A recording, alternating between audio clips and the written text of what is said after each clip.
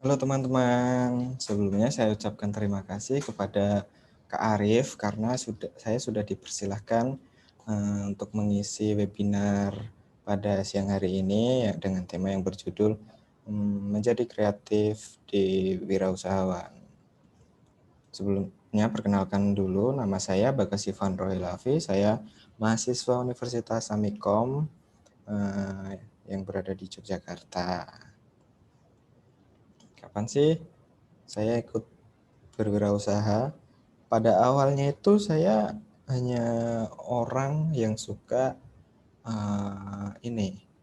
membuat video secara random buat diupload di sosial media gitu.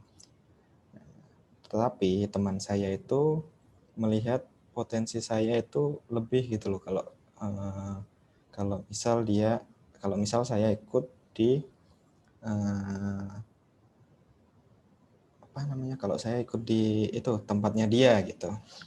Karena menurut dia editan saya itu lumayan dan konsep-konsep yang saya edit itu masuk sama konsep dari wedding organizer-nya dia gitu teman-teman.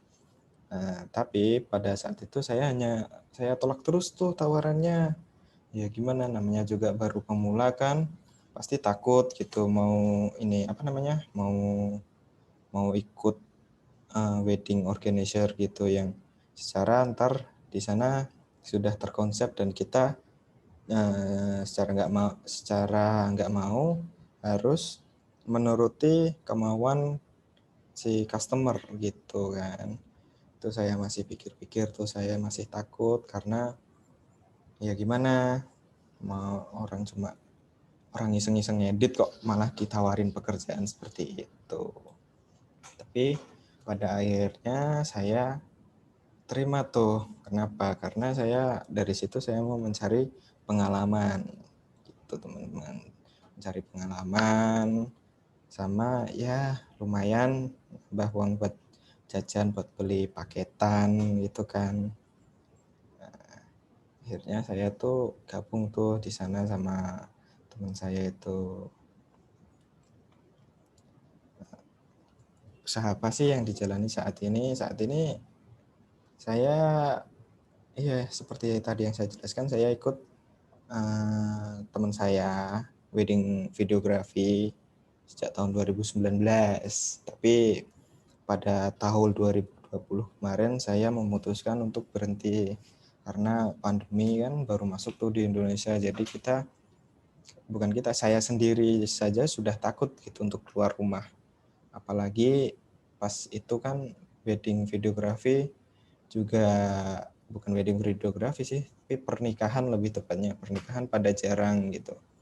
Nah dari situ saya kayak lebih mutusin kayak ya udahlah saya berhenti aja, saya fokus buat kuliah dulu kayak gitu. Tapi ya pas keluar itu kayak ini terus sama teman-teman saya, kayak ditahan-tahan terus. Malah guys, janganlah, nggak usah lah, ntar nggak ada yang edit gimana dan lain sebagainya kayak gitu.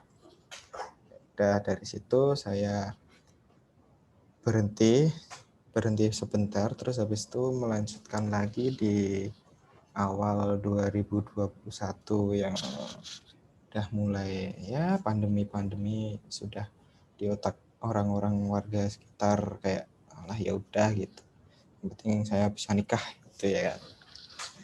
Udahlah dari situ saya gabung lagi dan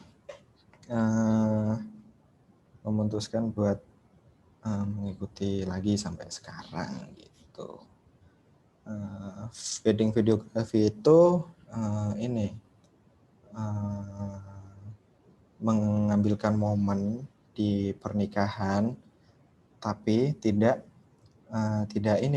hanya melewati foto saja, tapi dikupas dengan metode videografi agar orang itu bisa mengupload di berbagai macam sosial media seperti Instagram, TikTok, terus ya story WhatsApp itu juga kadang ada yang minta suruh bikinin 30 detik gitu juga ada, seperti itu.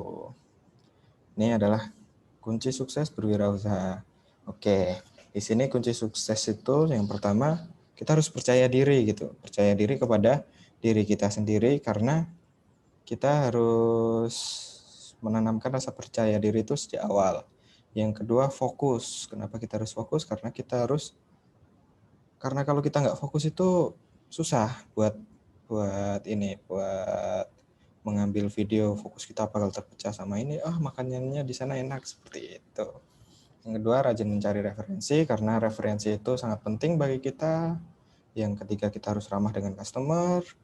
Yang keempat maksudnya tadi, yang kelima, kita harus mempunyai semangat dan pantang menyerah yang tinggi. Karena ya kayak yang awal pandemi itu kan susah, weddingan pernikahan pada sepi kan, ya kita harus tetap semangat buat mencari terus. Yang terakhir itu lebih mengutamakan kualitas dan kepuasan customer, karena kepuasan customer itu nomor satu, teman-teman. Karena ya kalau customer nggak puas kan kita harus revisi lagi gitu. Revisi terus menerus, capek juga kan. Terus kepuasan customer, ya itulah, kepuasan customer paling penting itu.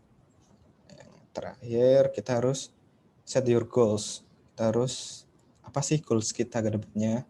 Yang jelas ya, kita harus mendapatkan penghasilan yang lebih besar, cuan. Iya dong, cuan itu penting, teman-teman, buat beli paket, buat main-main lah dengan teman-teman. Yang kedua, kita dapat membuka lapangan pekerjaan bagi teman-teman kita yang mempunyai skill yang kelihatannya menarik, cuma dia hanya sebatas bikin video nggak jelas, seperti itu. Yang terakhir itu memberikan manfaat bagi orang lain. Ya, ini jelas sekali, karena kita bisa membuat teman kita yang awalnya tidak punya pekerjaan tapi dia mempunyai bakat, bisa membuat dia menjadi bekerja kepada kita, dan dia bisa mendapatkan hasil dirinya sendiri buat jajan atau yang lain-lain. Itu sekian dari saya, lebihnya mohon maaf. Wassalamualaikum warahmatullahi wabarakatuh.